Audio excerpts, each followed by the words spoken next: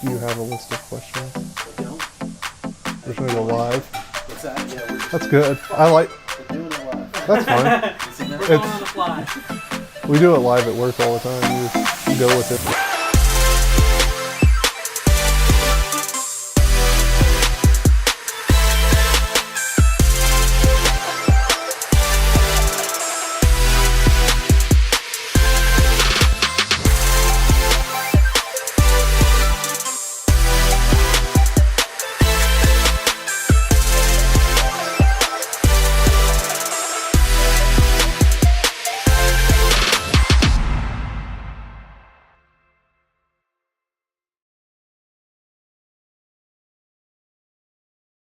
So growing up, I grew up my dad worked, my mom didn't work, she stayed home with the kids. She did babysitting, stuff like that, like just extra money. My dad was the primary breadwinner. So he would have to work on cars to keep us going through our day-to-day lives, basically. So like he worked 1 week on, 1 week off. When he came back home for that week off, he was typically always working on one of the family cars. Almost 100% there was a chance that he's going to be working on someone's car. So I was always out there. I think I was probably causing more problems with than helping him. But I was always interested in what he was doing. And that kind of drives me to with my son, teaching him sort of like my dad taught me. He taught me hard work on cars, mechanical skills, stuff like that. And he was always doing engine swaps in trucks, pulling heads, swapping heads on trucks. And he'd buy these cars, fix them, sell them, make a few extra dollars here and there. So he was always into cars in a way. Not necessarily at that point in his life, not necessarily how I'm into cars now. It's a whole different game that I'm in compared to what he was in. I would say that now I'm a fanatic with cars. I mean, I'm into Hot Wheels, I'm into collecting cars, I'm into racing cars, I'm into watching people race cars, anything to deal with cars. All right, so I was working for Toyota for 10 years, turning wrenches. If you've turned wrenches, you can only do it for so long before your body just takes a toll on you. And I was getting to that point in my life where I'm like, man, I've really got to figure something out because there's no way physically I'll be able to do this much longer, doing this every day, day in, day out. And one of my friends, Andrew Schulte, he worked for Nissan. He's like, hey man, there's an opening. He's like, do you want to apply for it? And I can throw your name out there. And I was like, yeah, let's do it. So literally I put my application in and then forgot about it. And probably 4 months went by. I kept getting this phone call from Casa Grande. And I'm like, I don't even live there. What's in Casa Grande? So a couple of days go by, they call again. So I finally answer, and it was Nissan. And they ended up calling me in for an interview. I did good in the interview and ended up getting me a job out there. And I was like, oh, this is different.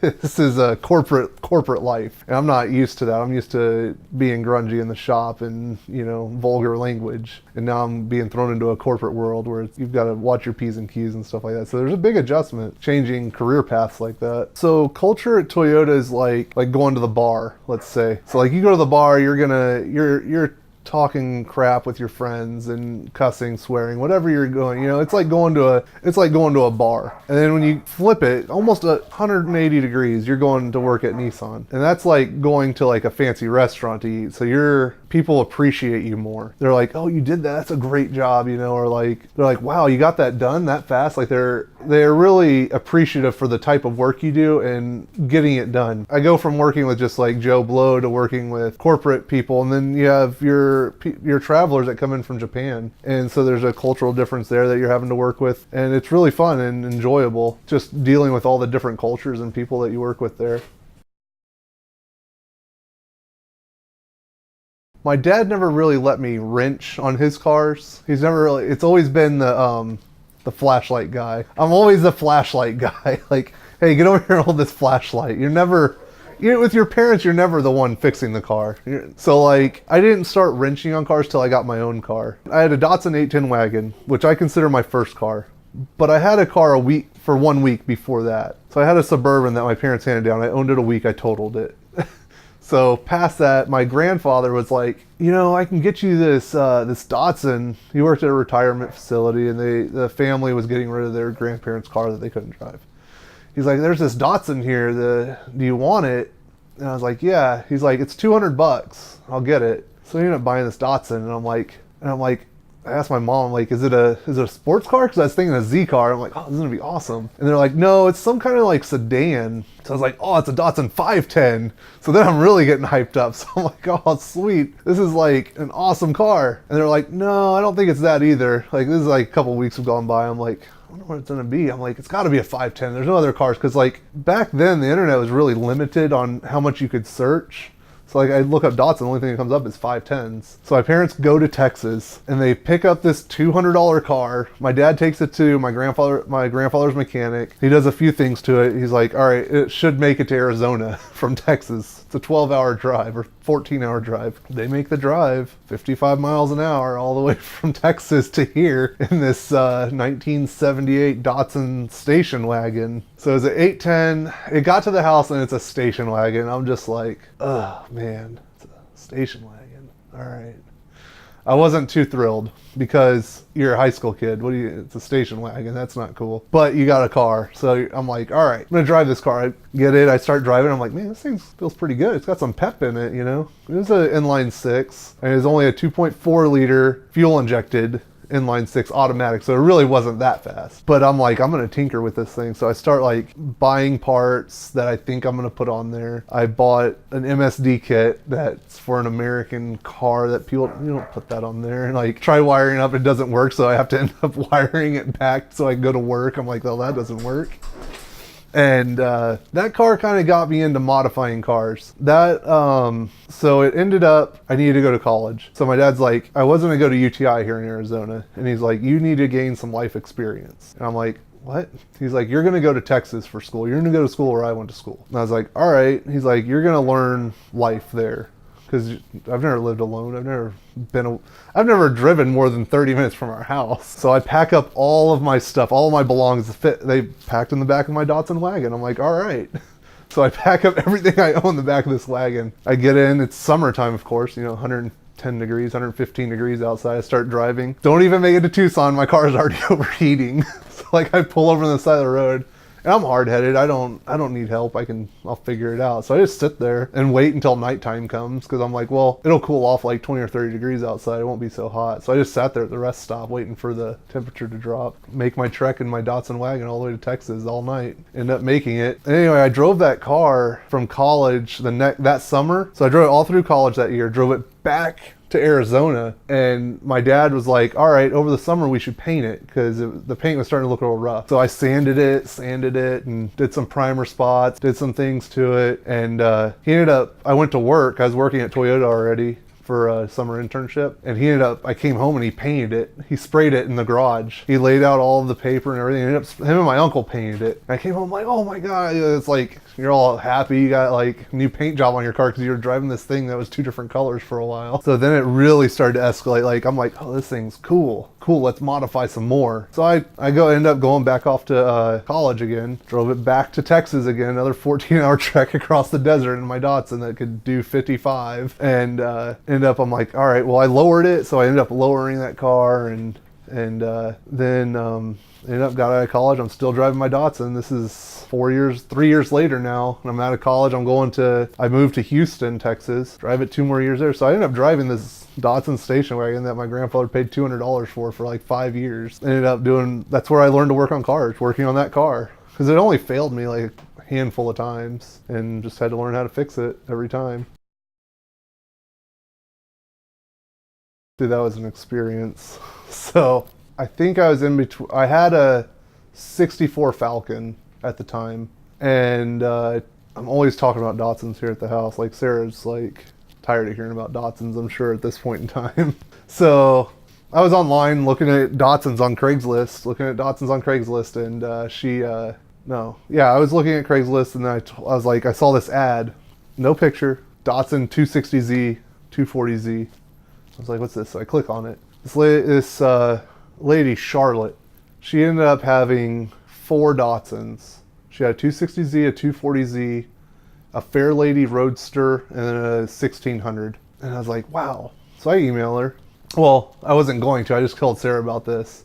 And she's like, oh, you should see about looking at them. So I email her, and then a couple of days go by. she emails me pictures because there was no pictures on her ad. And then I start to get a little excited because I'm like, these look fixable. Or at least the one looks fixable. And I was like, I think I could buy it and fix it. And I was like, nah, I'm not. And then a day goes by and she's like, no, you should. And so she pushes me. She's like, just do it. It's all you talk about is those Datsuns all the time, talking about Datsuns. So I was like, all right. So I call the lady and she's like, oh yeah, I'm available, whatever. And so like 2 days later. And so I end up, after a couple of emails, getting to that point. It was very slow going because like we only were emailing at that point. And ended up, I went to her house all the way like in Peoria. And she has to get to her house, and there's like plants all in her driveway, these potted plants. And so we have to move all these potted plants out of the way so we can get through her gate. We cleared them out, and I went in her backyard, and these cars, she still saw them as like nice cars, but they were neglected. Like the 260 that I ended up keeping of the two, it was under a carport, but the paint faded so bad because it was repainted probably like 82 or 83. It was repainted red instead of the orange or orangish red persimmon. And it faded to pink. So the car was kind of pink to me. It looked really pink. And I'm like, man, this is rough. And it was dusty because it's been sitting under this carport for 12 years, I think, at that point. And then I go to the 240Z, which is the one I was more interested in. I thought I was until like we get in her backyard and I'm like, man, this thing's really rough too. It was covered in, apparently a bird was nesting above it and just droppings all over the car. And I'm like, well, neither one are rusted out. Because like for Datsuns, if there's rust, it's going to be a pretty big road to go down to fix rust. Neither car was rusted, so I was like, all right, I'll make you an offer here. I was like, I can give you $2,500 for both cars. And she's like, all right. And I'm like, kind of stumbled for a second. I'm like, is this okay? Like, they needed some work. So I was like, all right, I'll go home, get my trailer, come back. So I think I ended up taking the 240Z first. So the time that car was put in her backyard, she built a fence around it. So I had to tear down a wooden fence to get it out. And then like it was buried underground, like under the dirt. So I had to like jack it up. And I took one of my friends with me from work. And thank goodness he went with me. Because it was a lot of work to get that car out of there. Because it had weeds growing around it. And just real disaster to get it out of there. So we got it out into the alley, tore down the fence and put the fence back up for her and headed home, got it here. And the next day I went back to get the other car, the 260. So I go with the 260 and she's like, oh, for this car I have all this folder, this book. And I'm like, oh, really?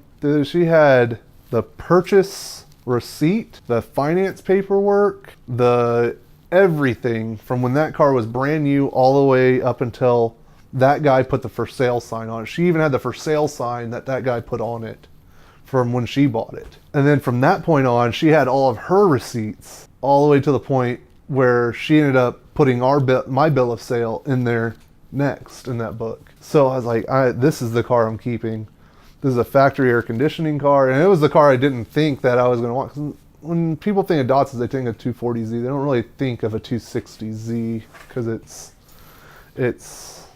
not a 240Z. It's not original. It's not the original race car. No one thinks of it. So they're all the same car. So I ended up choosing that one because it had so much documentation and factory air conditioning car. And it was really unmolested other than the old paint job it had on it.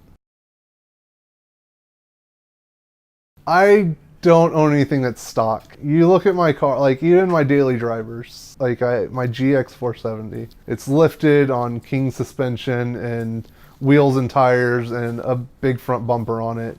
You don't do that to Lexus, but for me, I don't even think of that. I'm not gonna live my everyday life driving something that's just boring. And the same with my wife. She drives an LS 400, but it's slammed on 19s. She doesn't drive a normal car either. And same with my Datsun. Like, it was a survivor car. It could have been a survivor car. It is. In my way, it's a survivor car. Because for me, I still have all the documentation for that car. Granted, I built it the way I wanted to build it. I'm not gonna let, hey, it could have been more sought after if it was stock. That doesn't really matter to me. I want to enjoy it. I drove it with a stock engine. I drove it with stock brakes. People always, when they see that you have modified cars, they see my Datsun, they're like, oh, you must, just work at a cush job and just do this and make a ton of money. And like, Nissan provides me, they do good. So like, my wife's in school, she's not working. So like, they provide us our house. They provide us for her to be able to go to school and for my son to go to daycare and start his extra learning before he goes to kindergarten and all that. They provide a lot and they pay me well. For me to be able to do what I want to do to these cars, to like modify them and be able to go to all these places to get parts and stuff like that, I do side work. So I do what I used to do at Toyota. I work on people's cars. And like that, I'll work, get off work, and I'll come and work some more because I have that passion I want that set of wheels. Like that set of wheels, I waited a year for them to come from Japan. So I want this, I want that for it. So I have to work extra to get these things. So I just put all that into these cars is my passion in cars. So for my cars, 90% of the time I will not settle to do something a certain way. I want my car the way I want my car. I want what engine I want in it, and I will strive and work to get to that. If I need to sit here and work 2 more side jobs to get this one part, then I'm gonna do that. I'm gonna work that much harder just to get that rare part or that discontinued part. And I think that's actually a lot of the problem with the up and coming car community, is a lot of them I feel like do settle. And I'm not saying that in a bad way. Like, I'm not hating on anybody, but you see people that are like, oh, I'm not gonna buy parts from Japan just because they're expensive. Like, I'm gonna go buy this because it's cheap. It's cheap for a reason. Like, parts from, let's say, not all parts from Japan are good, but like for a Japanese car, they're typically better. And I'll strive to get that part, and that's kind of why also, like, I like driving my car around a lot. So I want people to see it, and I want people to be like, oh, that's so cool. And I want people to come talk to me about it, because I want to push that next generation of people to do the same thing. Because if you're just leaving your car in the garage, not driving it, not doing anything with it, yeah, it's cool, it looks nice. Or even those cars that people just trailer to car shows, oh, that's cool, but people see it once a year. No, go out and drive your car. Let people see it. Let people talk to you about it. Don't tell them don't talk to them. Like, get them involved. Like, let them know like what you had to do and what places you got your parts. Because if not, then the hobby's gonna die. Like, it's already, you go to car shows now or go to car meet, you see new cars, lots of new cars. Like, I went to a car show last weekend. I had probably one of the oldest Japanese cars that were there. Everything else was 2014, 2017. To me, that's not cool. You're not doing anything. You're putting LEDs on your car. That's, oh, yay. But it's not restoring a car. You're not, you know what I mean? There's a guy that walks by and just like, he kind of like, oh, it's just an LS1. It's not the cool engine. And I asked him, I'm like, dude, have you ever owned a Datsun or any vintage car? It's cool to have a vintage car, don't get me wrong. It's cool. There's a thing about driving a vintage car that's cool too. Like, they drive a certain way. And I explained it to him, like, they're not fast. To make them fast cost a lot of money. And like I said, I work 2 type of jobs to pay to get to where I'm at. I can't afford to spend $16,000 or $15,000 on a Rebello motor, which will make equal power to what my V8 has. So for people to walk by and just kind of hate on it, I guess, and not appreciate that it's not purist, they've never even owned a purist car, like a real vintage car. Like, so for me, I'm gonna do what I want to do, and that's gonna be the way it is, and that's how that car is. It's whatever I want it to be. The specs on my car, being that it's a early generation 260Z, so there's 2 series of 260Zs. There's an earlier and a late. Early ones got the styling cues from a 240Z, so it got the small bumpers, whereas the later 260Zs got impact bumpers. So that's when the United States started deeming like 5-mile-an-hour crash rules. So those got the big chunky bumpers to protect you from crash.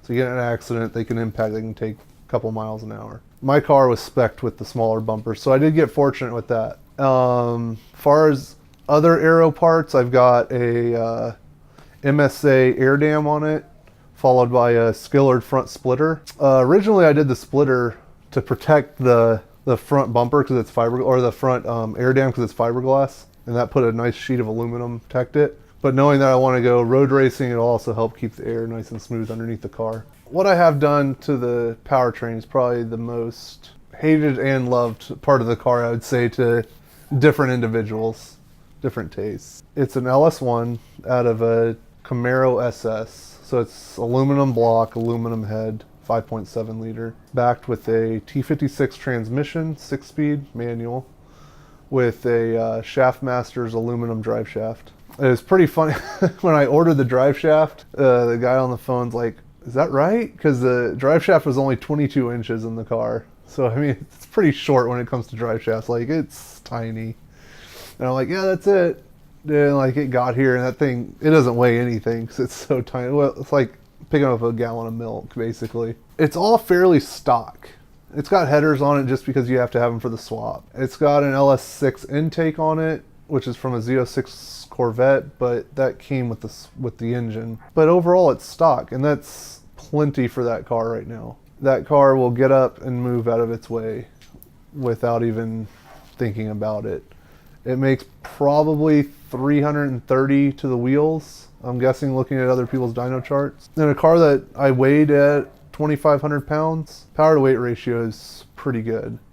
The paint color I chose was the original color of the car, which is persimmon. It's like an orangish red. That's the one thing that really meant the most to me, like far as keeping it original. That's like the only original thing I wanted on the car was the color. So that's why I chose it. I was like, I gotta take it back to at least the original color to keep some of its nostalgia.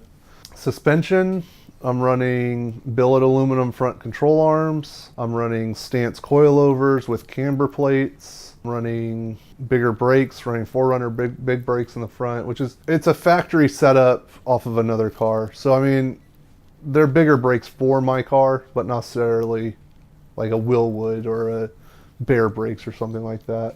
But there are a 4-piston caliper up front with a bigger rotor, vented rotor, because factory came with a solid rotor. So you are getting a vented rotor with a 4-piston caliper. Tires, I'm running R888s, which is a really good R compound tire. Grips the road really nice. It gives you it kind of gives you a false confidence. So it makes you think you can drive better than you really can, probably, because they hug the road really well. Like, they're a really good compound tire. My wheels are a 15/9 in the front, -31. The rears are 15/10, -31. So they added a good amount of widening to the front and the rear of the car. And for me, they're spot on. I don't want to change wheels. I specifically ordered those wheels brand new the way they are, and those are the wheels I want. There's not going to be a wheel change on the car. The rear brakes are a Maxima, like an 80s Maxima rear disc brake setup, because the car came with factory drum brakes. I mean, they worked fine. There's not really a performance gain from going to that disc brake setup. My reasoning is it's simpler. Disc brakes are just so much simpler to deal with.